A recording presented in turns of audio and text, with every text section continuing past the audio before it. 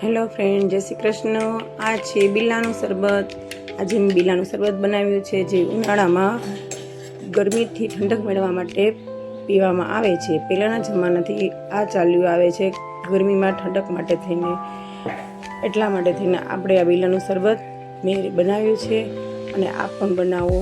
એના માટે થઈને આપણે એક બીલું લેવાનું છે, જે પાકેલું હોવું જોઈએ, બીલું કાચું ન હોવું જોઈએ, જેથી કરીને એની અંદર જે દર હોય છે એ મીઠો નીકળે અને જેટલું પાકેલું હશે એટલું દર એનું મીઠો નીકળશે।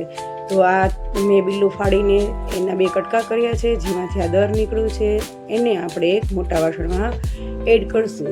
તો જેટલું બીલુંનો દર છે એ પ્રમાણે આપણે શરબત બનશે। તો આ મારી પાસે 2 બીલા હતા મોટા, એનું આ દર નીકળ્યું છે। તો હવે એમાં આપણે પાણી એડ કરશું। પાણી એમાં સમાય એટલું પાણી એડ કરવાનું છે, જેથી કરીને એની અંદર જે દર રહેલો છે એને આપણે અલગ કરવાનો છે।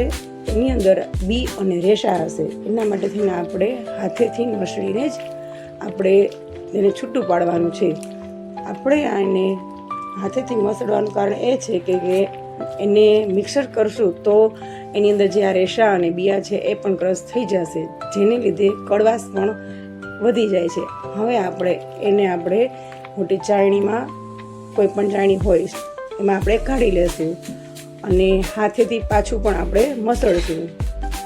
હાથેથી મસળીને એની અંદર જે પણ થોડા ઘણા રેસા હોય અને બી હશે એ દૂર કરવાના છે અને આપણે પ્રોપર દર એનું મળી જશે। આ રીતના આપણે જોશું, હલાવીને રેસા અને બિયા અલગ પાડ્યા છે, જે આપણે ફેંકી દેવાના છે અને દર આપણું રેડી થઈ ગયું છે। શરબત માટે આપણે આવી રીતના દર નીકળે છે। આપણે જરૂર પ્રમાણે પાણી એડ કરીને પણ આપણે દર બધું જ લઈ લેવાનું છે। આ રીતના મેં એક તપેલું ભરીને આ શરબતનું તૈયાર કર્યું છે રસ। તો તેમાં નાખવા માટે થઈને આપણે ઇન્ગ્રીડિયન્ટ્સ જોશે, જે માટે આખા મરી છે, વરિયાળી છે અને દેશી ગોળ અને આખી સાકર લેવાની છે અને જોઈતા અનુસાર આપણે લીંબુનો રસ પણ એમાં એડ કરવાનો છે।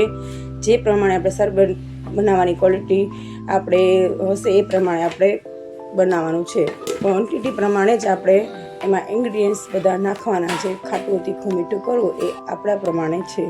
તો આ આપણું શરબતમાં આપણે બધી સામગ્રી એડ કરશું, જેથી કરીને એક સ્વાદ તૈયાર થશે।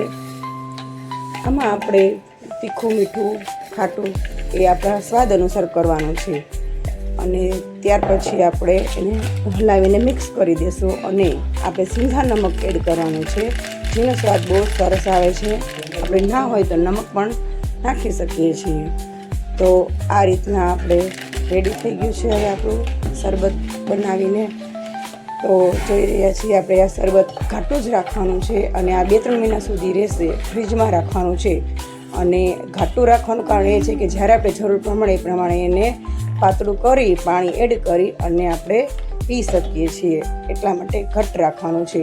અને લાસ્ટમાં આપણે જ્યારે પણ પીએ ત્યારે એમાં એક તાજું લીંબુ પણ એડ કરીને તૈયાર શરબત બનાવવાનું, જેથી કરીને આપણે બહુ સ્વાદ સરસ આવશે। અને આ રીતના આપણે ગ્લાસમાં એને એડ કરશું। ઘાટું જ છે, જોઈ રહ્યા છો આપ। અને ત્યાર પછી આપણે જરૂર પ્રમાણે એમાં પાણી એડ કરવાનું છે। તો એ આપણી ચોઈસ પ્રમાણે છે, કેટલું પાતળું કરવું અને કેટલું ઘાટું રાખવું। તો આ રીતના આપણે ઉનાળામાં ઠંડક મેળવવા માટે શરબત રેડી કર્યું છે। તો મિત્રો, ગમ્યું હોય તો વિડીયોને શેર